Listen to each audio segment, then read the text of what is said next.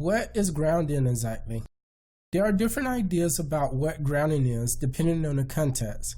From my days in martial arts, the takeaway I got from grounding is that it involves sinking more into the ground so that you take advantage of being rooted like a telephone pole. Some consider it as sticking to something in an attached way or in a way where two objects move as one. There's also a metaphysical idea of grounding involving feeling the energy flow from the ground through your feet and throughout your body. The way I relate all of this to dance are in these three ways. Awareness of your balance in relation to the ground, knowing where your body is in relation to your core and space, and your awareness and firm connection with your partner. It's worth mentioning that there's a part of being connected to the music that plays a role here, but we'll talk more about that in musicality, and that's outside the scope of this video. The takeaway I believed in is that grounding is not just as simple as being in contact with something, but it's touching something in a way that if it was to move or change, you would instantly move or change with it. So imagine you're on the dance floor and suddenly your partner realizes that you are their soulmate. So out of nowhere, they jump into your arms, hoping that you'll carry them off into the sunset. Now, the only way that you'll be able to catch him or her is that you're completely balanced already. If not, you're both going to fall, and those feelings of love suddenly becomes feeling of loaf. Now, leads, you may not experience this exact scenario.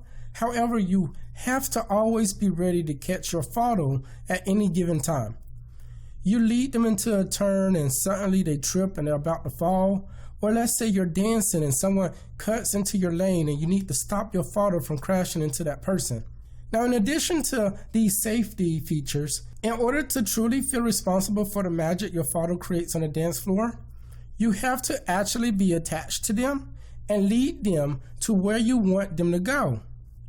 Followers, to feel like you're effortlessly being moved around the dance floor, you need connection to your lead. You need to feel as though you are moving because of their motion. I describe this type of feeling like doing a plank. There's resistance in your hands, preventing your body from touching the floor, and there's tension in your back to keep you from collapsing. This type of pressure allows a good frame and connection with each other to be able to communicate about your body motions. Your arms are just an extension of your shoulders. So the same pressure and resistance your shoulder would have, you wanting your arms and your hands as you're connected to the other person. The opposite of this type of connection is two people who are slightly connected and just generally moving in the same direction. If you want to achieve good communication in your partner dancing, then it's a good idea to know what's going on with your own body. Where are your hands? What are your feet doing? Where are your center of gravity, or where's your balance? To achieve this grounding allows you to create a clear channel of communication by pressing into the person. With this clear channel of communication, you can then dramatically and effortlessly change your partner motion at any given step of a movement. This in turn opens the door to fake turns, planned redirections, and multiple spins.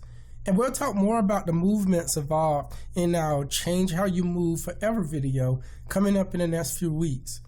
So the magic of grounding is this. As a follower, on a very basic level, you only need to ask yourself two questions when partner dancing.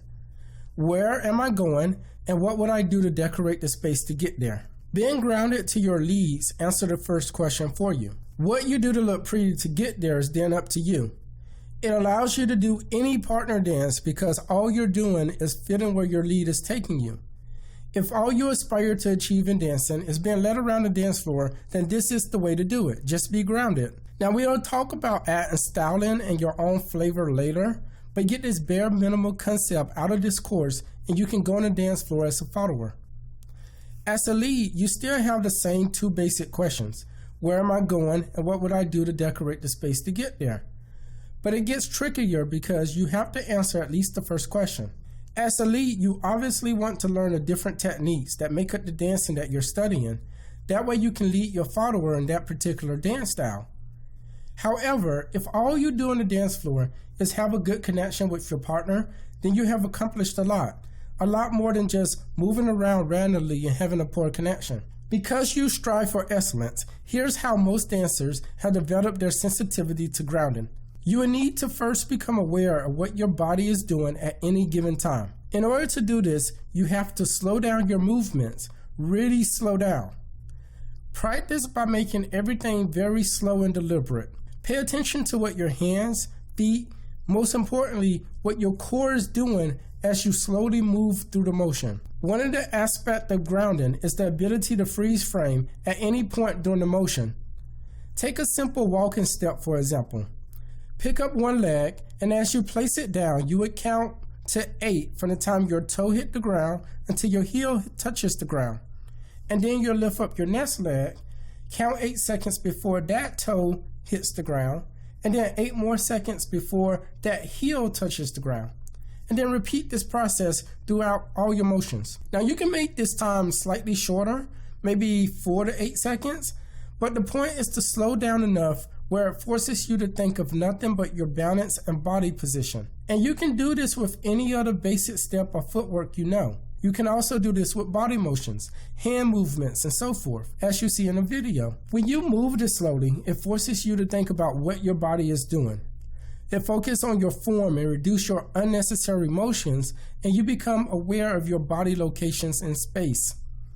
What your hands are doing, what your feet are doing, and where your core is directing your body motions and body weight. We'll talk about this more in movement, but you want to walk as though you don't know what your body is going to do next until you feel the force move on you. You can take something that you see as a single action, like walking, and break those things down into 2 or 3 movements. This is something to think about if you want to get into isolations and layers to move different parts of your body at different times. But for now, what we're going to do is simply pay attention to our bodies as far as the way we move, where our center of balance is, how our body weight shift, and how much connection we have. Do this exercise for any basic steps you already know. And if you don't know any basic steps, that's okay. We'll cover that in our movement video for this series. For now, just focus on walking and doing different motions you already know at a very slow pace. So you're focused on your balance, posture, and removing unnecessary motions.